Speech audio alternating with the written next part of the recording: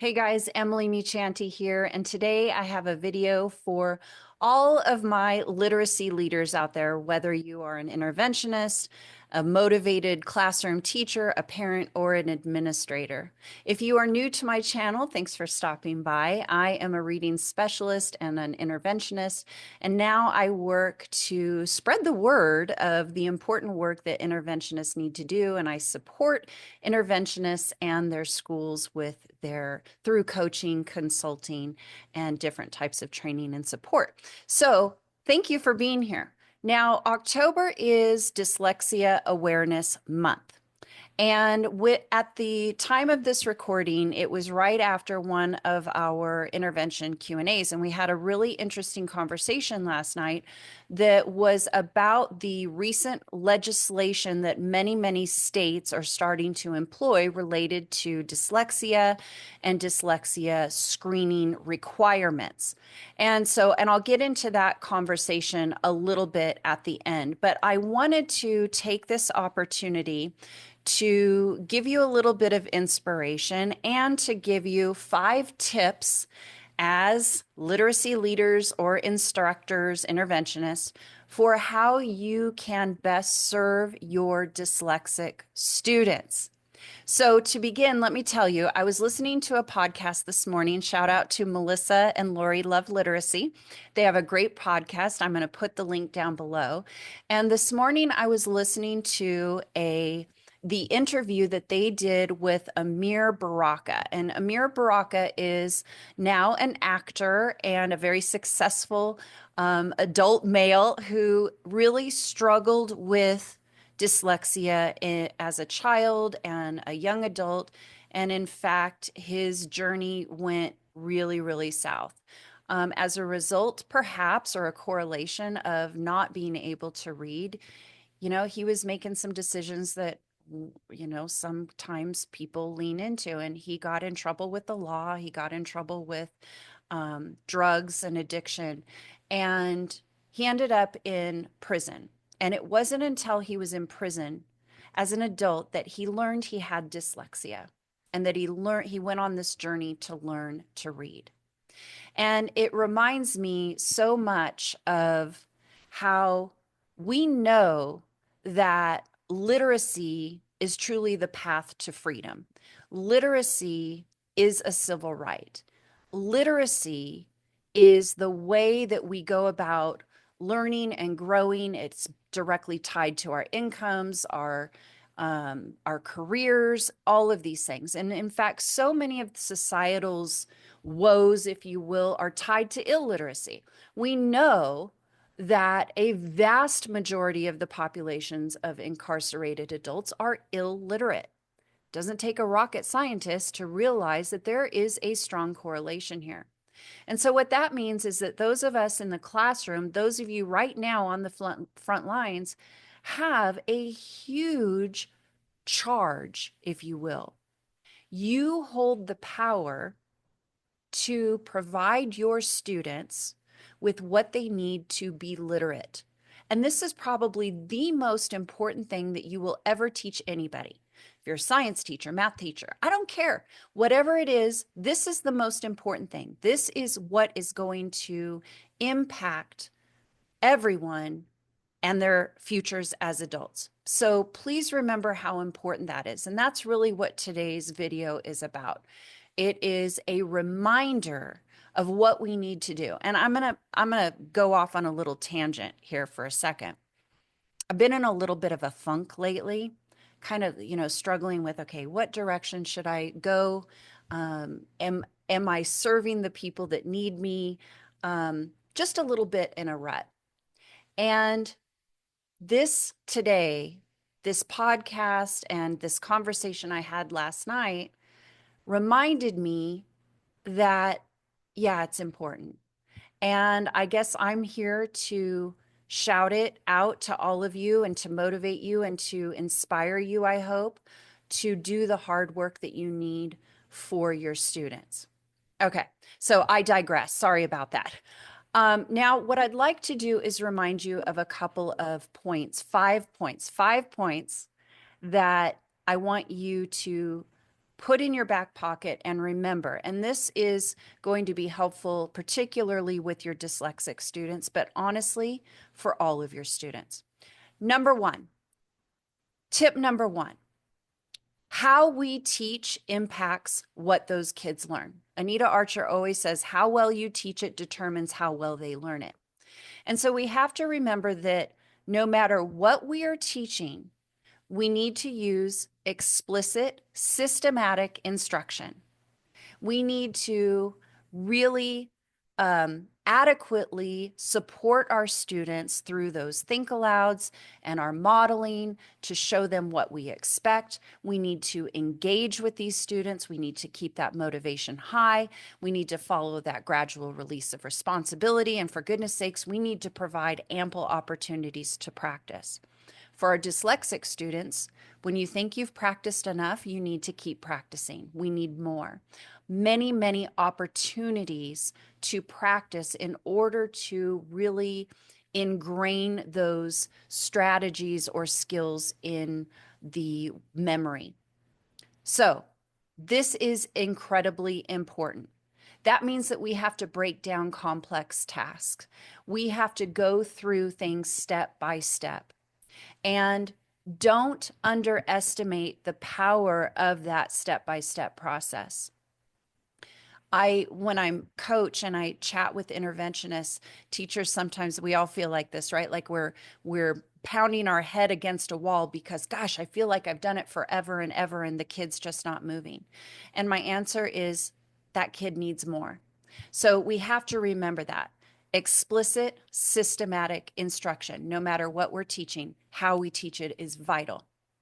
Now, when we've got particularly older dyslexic students, this was something that I ran into when I taught middle school and secondary high school intervention.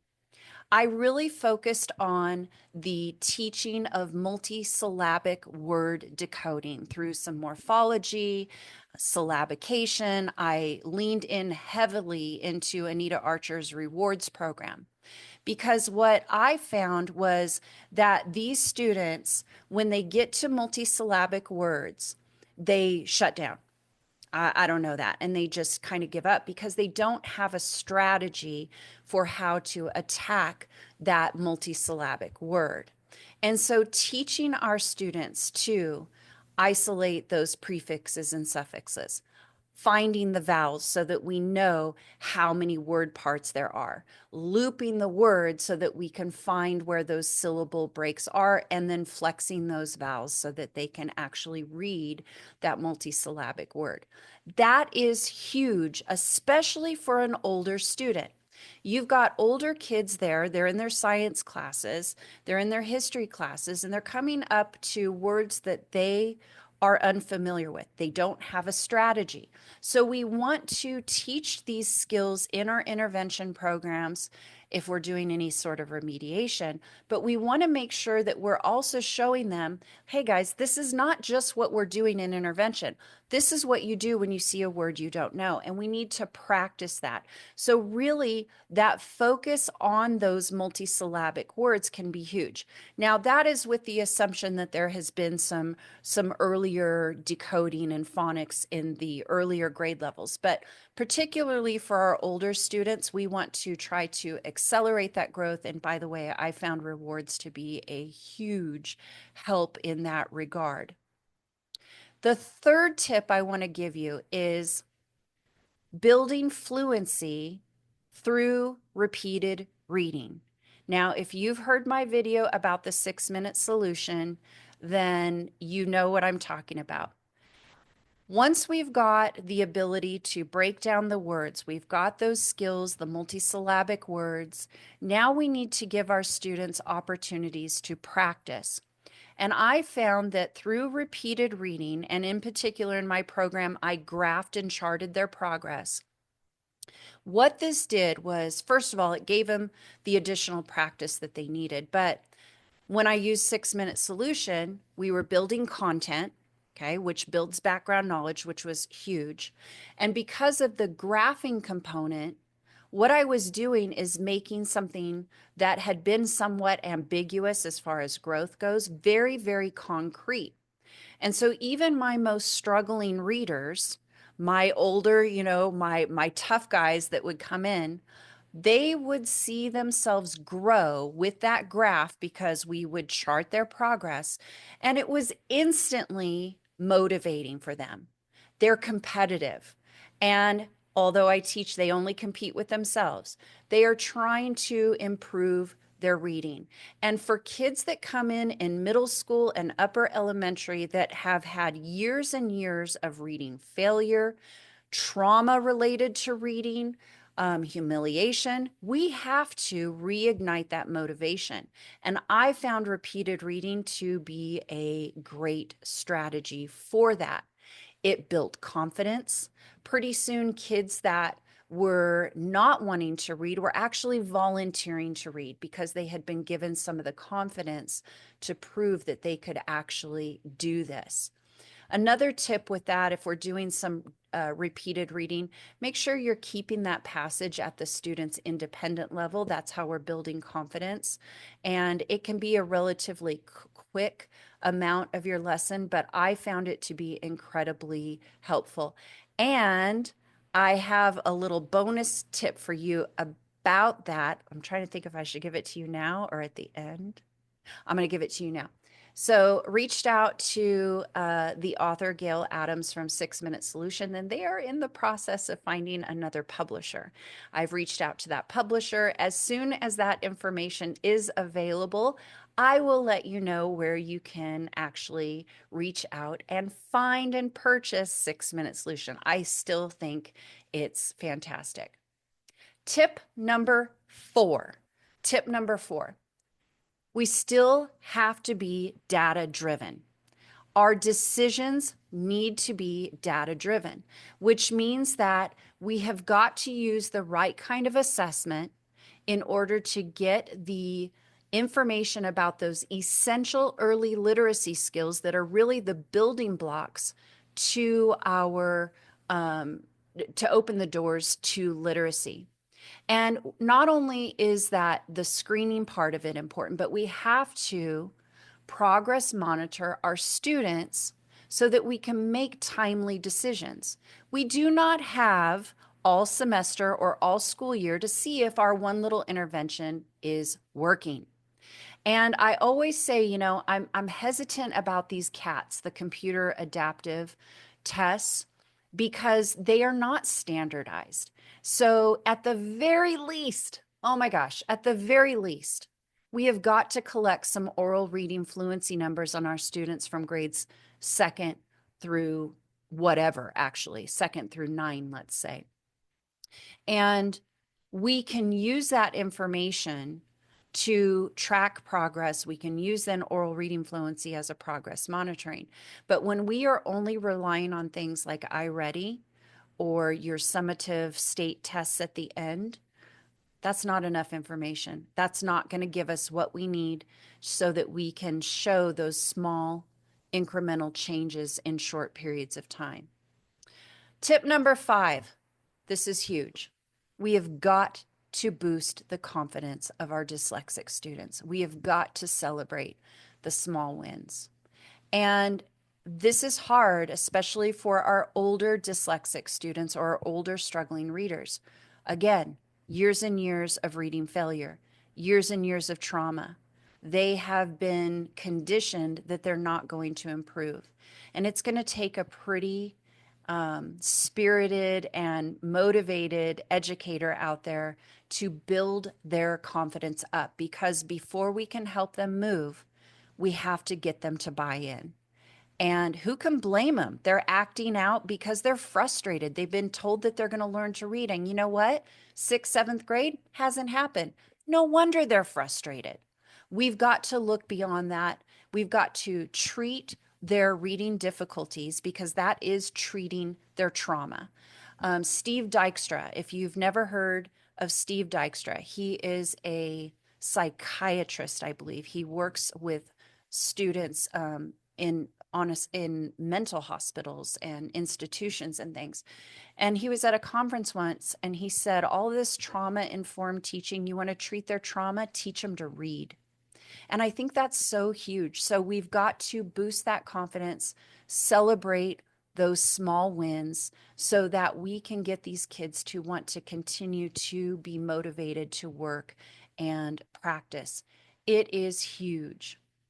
Now, the tips that I've given you, those 5, remember, structured literacy, we've got to follow explicit direct instruction. We've got to focus on the multisyllabic word decoding for our older students because that's going to give us some big bang really early. We've got to build fluency, I recommend through repeated reading. And we need to use our data to drive our instruction. And don't forget, number 5, we've got to boost their confidence and celebrate those small wins. Now, I want to go back to what I mentioned about the Q&A. If your state has adopted legislation that is requiring universal screening for dyslexia, I think that's a really huge win. The question came up last night, how do we inform parents of this without alarming them that every student who comes to intervention is dyslexic? And so, my recommendation, and I would love to hear what yours are, what you're doing with this, but my recommendation, first and foremost, is to visit the State Department of Ed, your website, and see if they have language or a template for emails to let your parents know. I think it is important that we inform our parents what their students are working on and what those challenges and risks are. But we also don't want to be alarmist because a lot of the instruction or a lot of the deficits that these kids might face can be remedied with really good early intervention, which is the point of the screening. So keep in mind that it requires some finesse. At the same time, we also want to make sure that our parents know that we're not going to just wait and see what happens. We've got to do something. So shout out and congratulations to those states that are doing that. I think it's a great first step. We've got to keep advocating for our students. And I want to remind you, I'm going to drop Melissa and Lori Love Literacy podcast link in the show notes down below. And I'm also going to link Ameer Baraka's book, Undiagnosed: The Ugly Side of Dyslexia. It was really, really a powerful interview.